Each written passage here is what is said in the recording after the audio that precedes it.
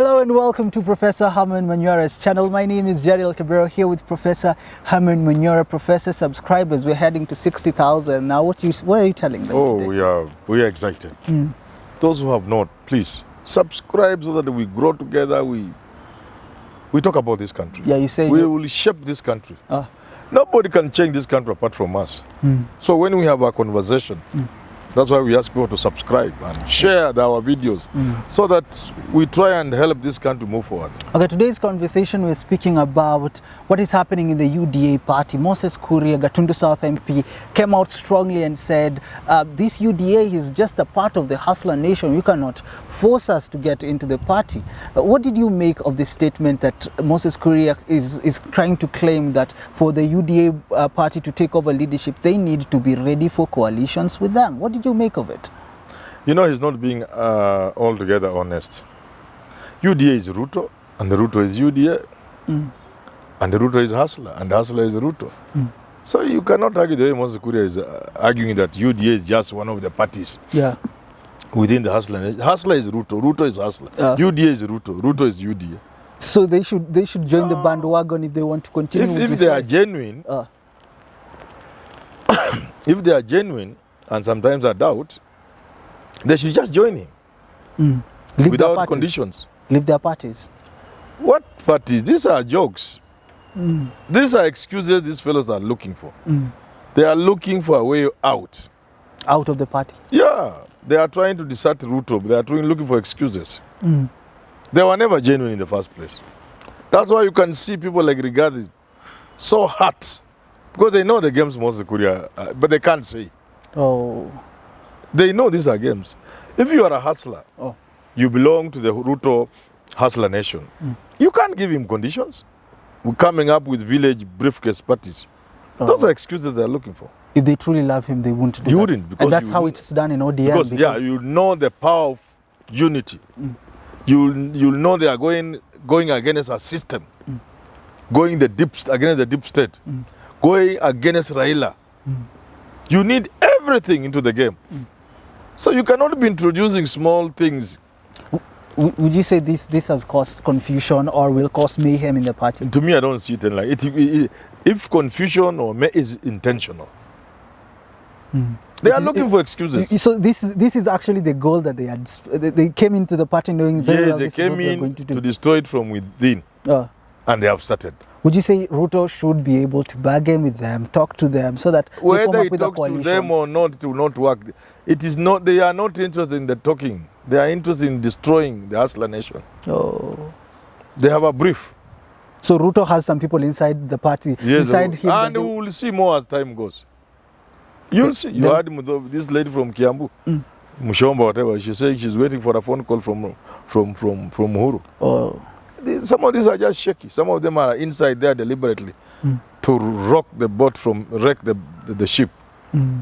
Rock it from inside. Do you think Ruto is aware of all this? Do you think he knows that this is I sympathize with Ruto. The day the mountain will rumble away, I fear for him. I don't know what will happen to him. What do you think is going to cause confusion or disrupt the UDA party? What do you think is going to cause it all? You see, they will reduce UDA to a Kalenjin party. I've said it. There's a video on to that effect. I've said it even on TV. They will reduce UDA to a Kalenjin party. And that is what Moses Kuria is saying. They are saying they need their own parties. In a sense to say that UDA should not be entertained around the mountain. They should run on their parties. TSP of Kiunjuri, CCK of Kuria, Nakeny of Madakarua, DP of Kinamunyawa, and I don't know who else, the Kibaki party, new DP of this guy who was PS Nyakari, whatever it's called. You get what I'm saying? Yes. So if those parties are allowed to flourish in the mountain, they are reviving even PNU and so on and so forth, and they are all flourishing, where will UDA be? There will be no UDA. Because small members of the party will go to the other party. Yes. And that way they are vulnerable. They are vulnerable to attack. If you have a strong UDA, everybody in the mountain who believes in Ruto is running on UDA.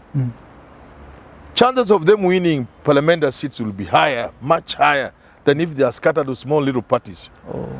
So there will be maybe a UDA candidate, there will be a CCK candidate, NAC Kenya, TSP, DP, New DP, PNU, etc. Scattered all over the mountain. Oh.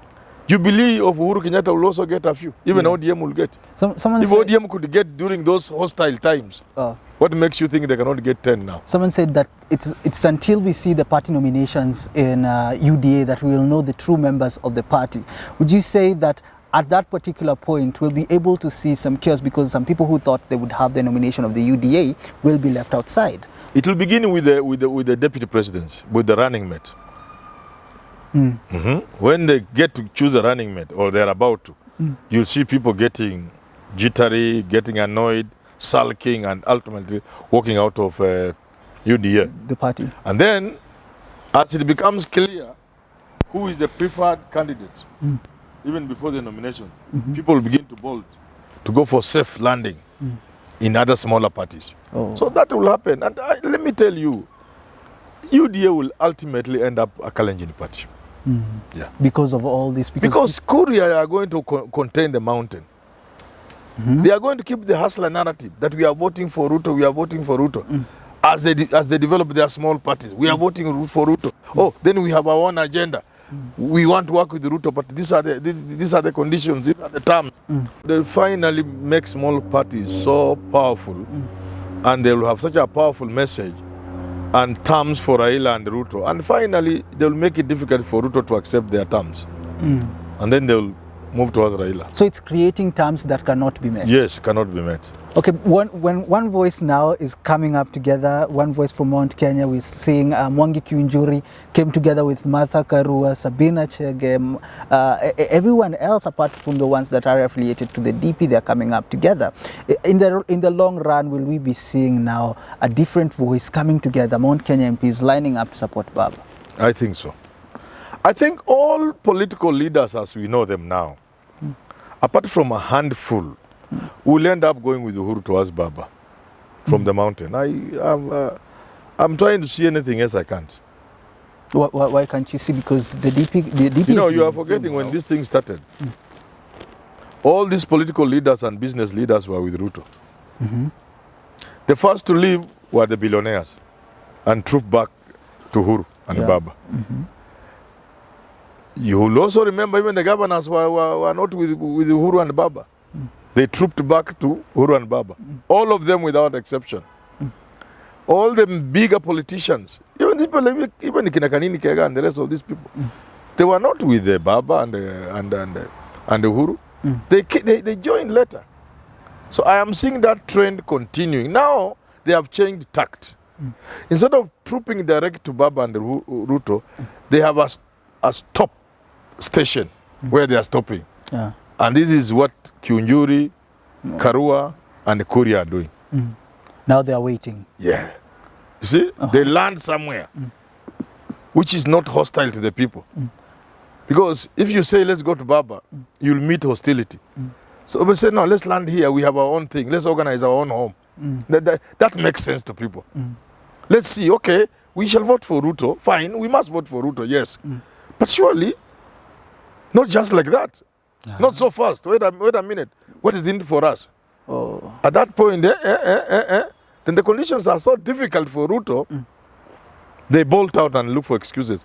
He will still have the mountain, I believe. Unless Jimmy Wanjigi convinces the mountain to vote for him, Ruto will still have the mountain. To the end. Up to the end. Up to the 9th of August. September. Next year, August next year. Yeah. But there will not be numbers sufficient to make him president. And that is what the Moses Kuria team are Yes, that's what they are doing. They are looking for 30, 35, maximum 40%. Which year is gone, even 30%. Most people would ask, what does Raila Odinga have that the deputy doesn't? Because it seems like Baba's camp is on track. It seems like it's going smoothly. Why is Ruto's camp not as smooth as... But Baba's camp is made up of seasoned politicians. You know, if you have watched the World Cup, I'm not a football. I don't watch football. But you know, when the World Cup starts, and I've said this many times, the initial stages, the group matches, are the group match stages, you can see very wonderful teams coming up. New teams, this one will win. As we progress, they all fall by the wayside. You just make one mistake And you're kicked out. and Messi, the net is shaking. Yeah. He doesn't need a lot of chances, just that one.